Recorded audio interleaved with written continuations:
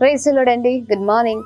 ఉదయకాల సమయంలో దేవుని విలువైన మాటల కొరకు ఎదురు చూస్తూ ఉన్నారు కదా. ప్రతిరోజు ఆయన మాటల కొరకు ఎదురు చూస్తూ ఉన్నాం. నూతనమైన బలాన్ని పొందుకుంటున్నాం. మరి ఈ రోజు కూడా ఆయన మాటల ద్వారా ముందుకు సాగుదామండి. Praise the lord. మరి ఈ ఉదయం ప్రత్యేకంగా ప్రభు మనందరితో మాట్లాడుతున్న తన ప్రత్యేకింపబడిన మాటలు రాజుల మొదటి గ్రంథము 6వ అధ్యాయం 12వ వచనం. నేను చేసిన వాగ్దానమును నీ పక్షముగా స్థిరపరచదను. Praise the Lord. అద్భుతకరమైన మాటలు కదండి. అవును, మన పక్షాన ఆయన చేసిన వాగ్దానాన్ని స్థిరపరిచే దేవుడై ఉన్నారు.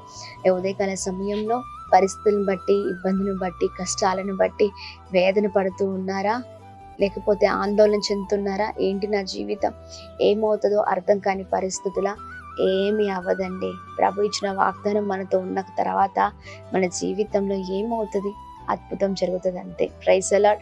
అద్భుతకరమైన దేవుడు తన అద్భుతమైన కార్యాలు మన ఎడల జరిగిస్తారు. ఎప్పుడంటే నువ్వు వాగ్దానం ఎత్తిపట్టి ప్రార్థిస్తే. వాగ్దానాన్ని మర్చిపోయావా? ప్రార్థన చేస్తున్నావా?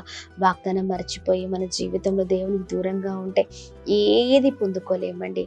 వాగ్దానాన్ని మరొక జ్ఞాపకం చేసుకుంటూ ప్రతిరోజు ఎత్తిపట్టి ప్రార్థిస్తే ప్రభు బలమైన కృప, బలమైన సన్నిధిని ఆవరించి నీ పక్షాన వాగ్దానాన్ని స్థిరపరిచి నీవు దేని కొరకైతే ఆరాటపడుతూ ఆశ పెట్టుకున్నావో ప్రభు పైన, ఇదిగోండి అద్భుతమైన రీతిలో వాగ్దానాన్ని నెరవేర్చి మరి ఉన్నతమైన స్థితిలో నుంచే దేవుడై ఉన్నారు.